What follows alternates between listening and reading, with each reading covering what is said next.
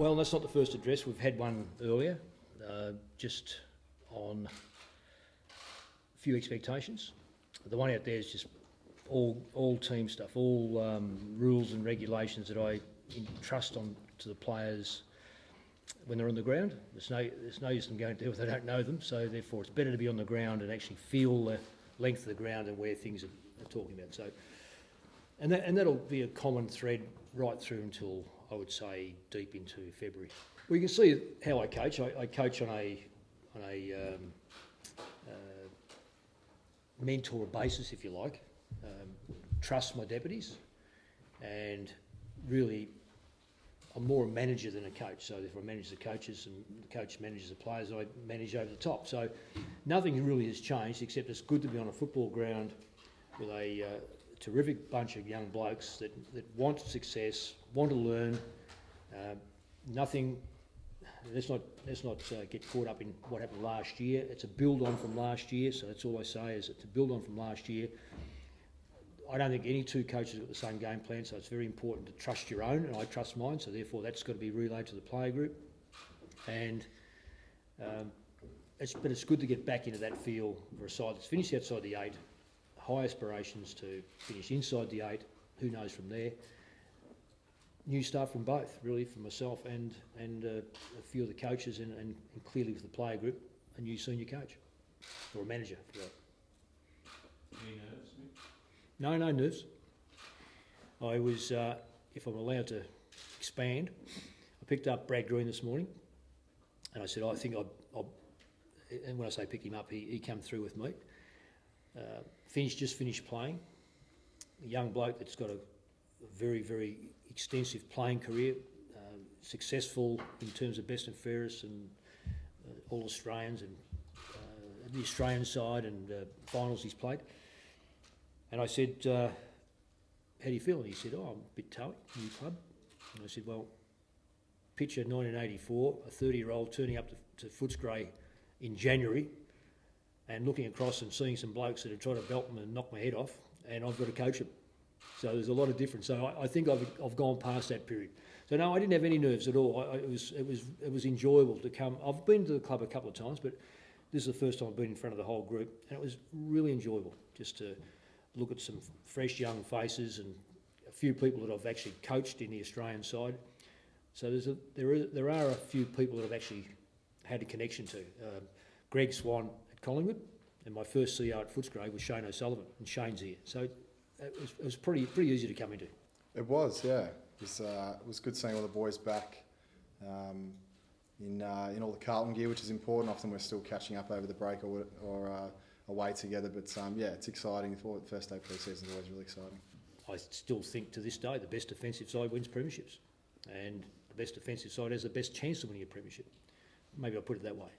So it'll be based on and around that, and the player group I think will grab it and run with it because of what I've seen so far. There's we haven't got a leadership group per se because that's got to be elected, but the player group, what I've seen so far and the encouragement I've received in the last couple of hours has been all about, okay, we understand what you're doing, understand what we're saying, and the belief factor will come in the games. The early games will show me whether that belief factor has ended in the players actually embrace the rules and regulations. And I'm a fairly regimented, I like regimentation.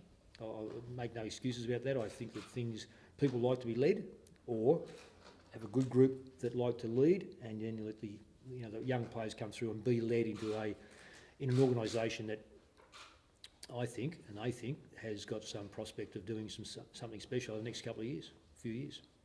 I don't think there's any one team that ever has gone too far relying on one player. And from a distance, I thought that everything was rolled into a Nathan Buckley at Collingwood. And to relieve the pressure on him, he needed to see other people stand up about him. I see the same when I see Chris Judd. I know there are players, Andrew's another one, who has been around for a long time and understands it. And internally, it's a lot different than externally. So externally, I'm looking in and saying the club needs players to step up around, and not just the leadership group. It's got to go beyond the leadership group. and that's where I'm coming from, is that there might be a young bloke, and leaderships can't be defined by age. You can John Worsfold, I put as captain at 22, and I think Scotty Burns I put in at 30. So the age is no barrier. It's simply getting the best people in the right position that want to lead for a start off, understand where the senior coach is coming from, and lead the players in that direction. So this will be a great opportunity when we're away to determine who I believe should be in that, or who the players first of all believe who should be in that leadership group. So from the outside, you see similarities with Chris Judd's influence here, as you did when you arrived at Collingwood with Nathan. From a distance. This, coming to Carlton in the last few days, or a couple of times in the last few weeks and today, I don't think it's as all one player. You know, I see this guy here. He is highly respected in that leadership group. So they're the things outside. I see him as a great tagger. Now I see him differently. Coming here, I see how players respond to it. So I think the group is a bit deeper, but certainly, and at Collingwood, I could throw in there Scotty Burns and Paul Licuri and Anthony Rocker. So they had leadership qualities. So it's always from the outside looking in. You just see pressure being put on certain players that can they respond, and do they have to respond every week for that side to have any chance of performance? You've got to take that away. It's got to be. It can't be singular. It's got to be a player group that want to go in the one direction, but multiple leadership parties on the ground and off the ground for that matter. Wow. Absolutely. Yeah. And have you done that already? No, that'll be done over in Arizona. It's too early. I can't do everything in one day, and I think, in fairness for the player group, there's a lot to absorb.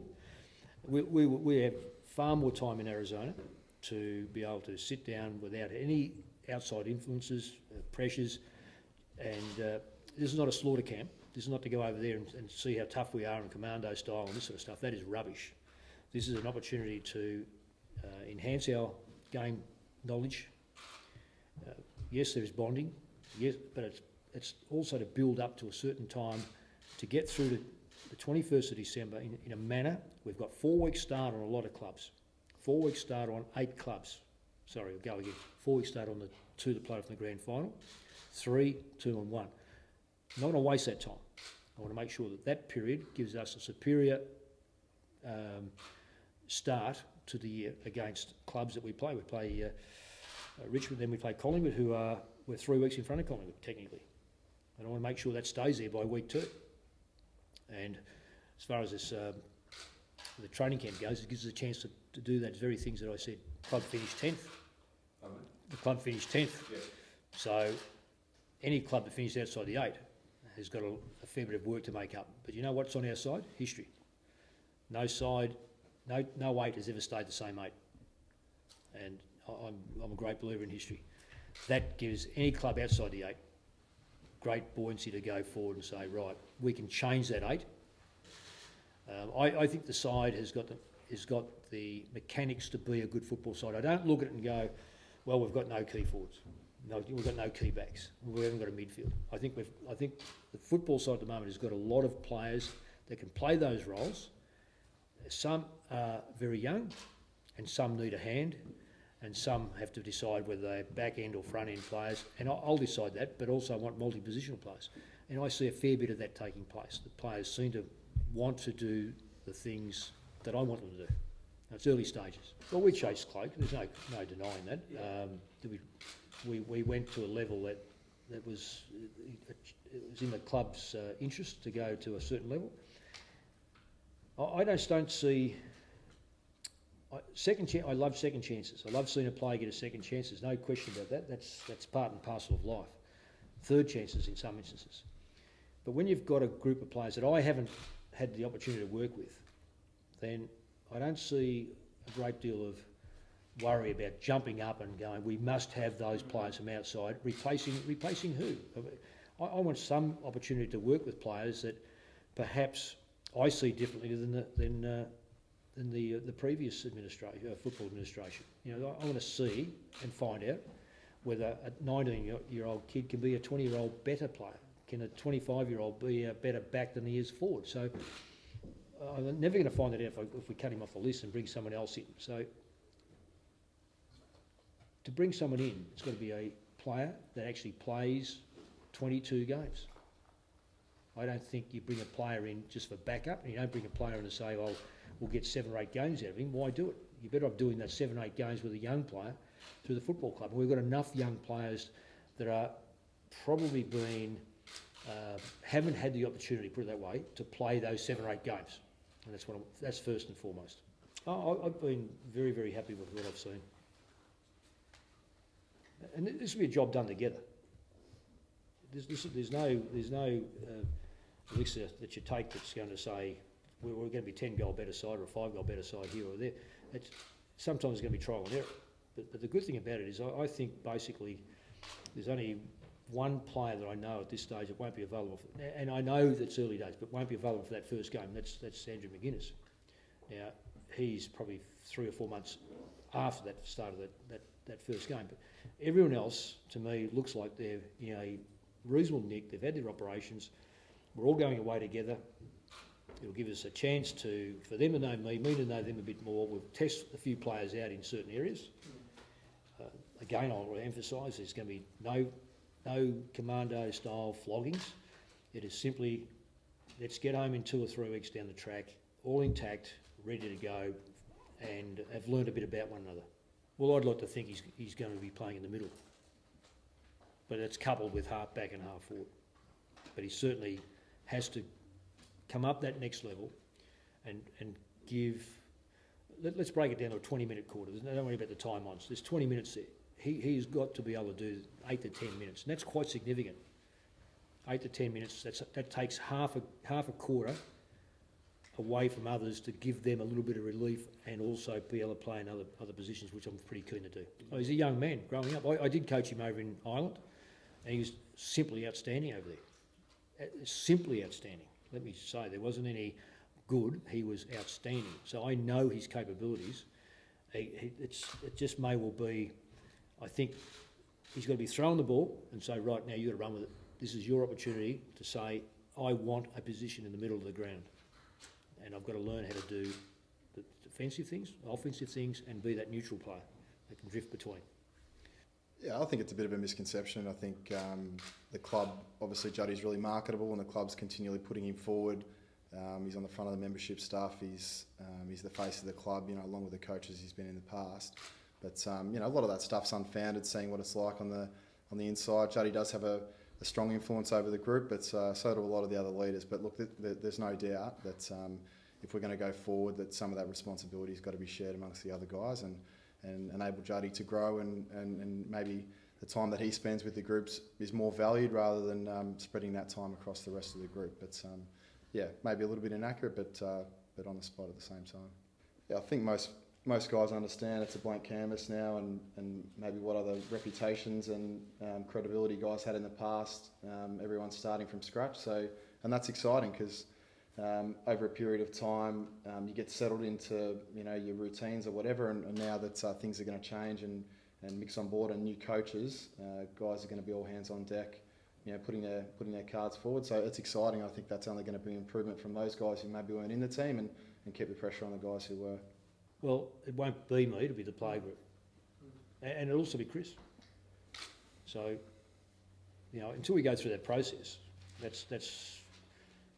I'm pretty sure Chris will get the best backing of all the play group if he wants to be in that role. So that'll come through to us. But these are little things that you've got to find out. I want to find out who wants to put their hand up for this sort of stuff. I've said to the play group, I don't believe the dog wagging the tail. But I still believe in getting some very good information and having the player group. It's a privilege to be in the player group, a senior leadership group, to be able to. And I'll go a bit further. I'll be relying on those guys for team selection, clarification of things. What's it like out there? Who can you back? Who can you trust? Can this kid handle that job? Because they are the troops across the white line. They go out there and they see some of their players, some of their teammates react under pressure. I can see it from a distance, but as I say, it's not a just hand-me-down job. It is a very prestigious job is to have a leadership position in any football club, and certainly in this football club, we want people who respect it, who can operate under it. They're not going to be given it because they're a good footballer. Now, that's no reflection on anyone. They first want it, secondly, got to be voted in, and thirdly, it comes with it has its own price. Any leadership has a price.